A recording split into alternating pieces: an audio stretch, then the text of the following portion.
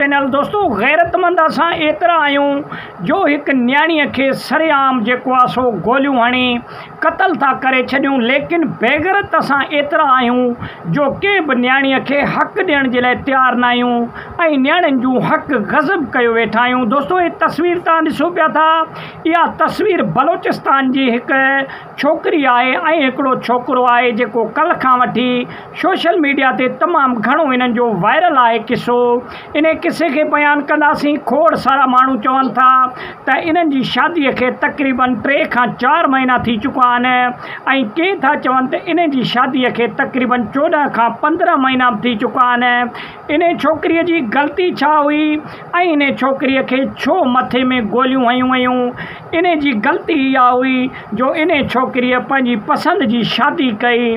लेकिन अफ़सोस जहिड़ी ॻाल्हि आहे, जेके बि भेड़िया तव्हां ॾिसो पिया था तस्वीर में, जंहिंखां 10 खां 15 माण्हू बीठा आहिनि, इहे भेड़िया नमूने इंसान जे शिकिल में आहिनि जिन्हनि बेदर्दीअ सां इन औरत खे ऐं उन मर्द खे गोलियूं हणी सरेआम जेको आहे सो क़तल कयो।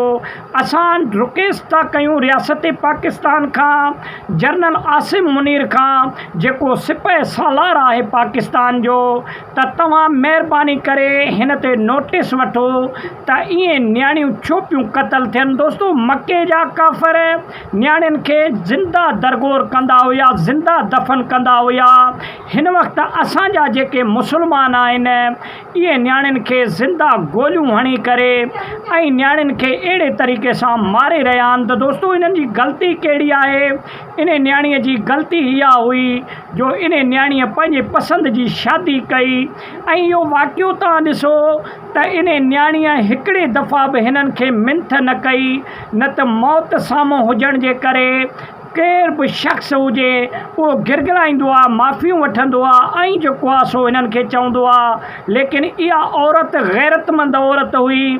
हिन ॾिठो त हिननि भेड़ियुनि खां माफ़ी वठण खां बहितर आहे त हे भले गोलियूं हणी छॾनि मूंखे, लेकिन हिननि खां माफ़ी न वठिबी। इन औरत ॻाल्हायो बि न हिननि सां।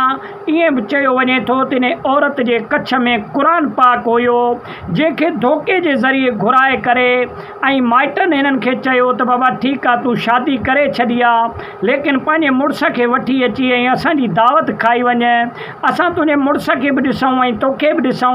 लेकिन अफ़सोस जहिड़ी ॻाल्हि आहे, धोखे सां घुराए करे इन भेण औरत खे ऐं इन जे मर्द खे ॿिन्हिनि खे सरेआम हिकिड़े जरगे जे ज़रिए फ़ैसिलो ॿुधाए करे ऐं सरेआम बलोचिस्ताननि जे पहाड़नि में गोलियूं हणी ऐं इन्हनि ॿिन्हिनि खे ख़तमु कयो वियो। दोस्तों इहो त उहो वाक़ियो हुयो जेको सोशल मीडिया ते वायरल थियो।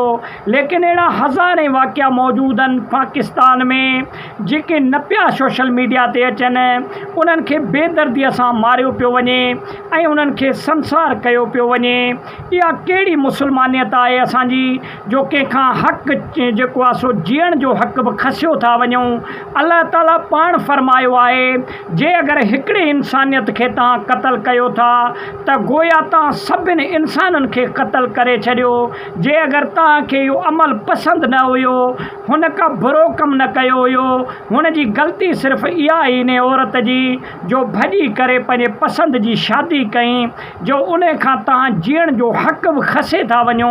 रियासत पाकिस्तान खे इन ते एक्शन घुरणु खपे ऐं इन ते कार्रवाई करणु खपे। इन्हनि ज़ालिमनि खे कैफ़रे किरदार ताईं पुॼायो वञे। दोस्तों इहो तमामु ॾुख वारो वाक़ियो हुयो ऐं इहो चयो वञे थो त इहे बिरोही क़बीले जा माण्हू हुया जिन्हनि इहो वाक़ियो जेको आहे सो पेश आयो। बेदर्दी सां, इंतिहाई बेदर्दी सां हिननि खे क़तल करे ऐं गोलियूं हयूं वयूं। इहो वाक़ियो ॾिसण खां पोइ असांजी अखियुनि में ॻोढ़ा अची विया ऐं इहो तमामु दर्दनाक वाक़ियो हुयो। दोस्तों वॾी महिरबानी।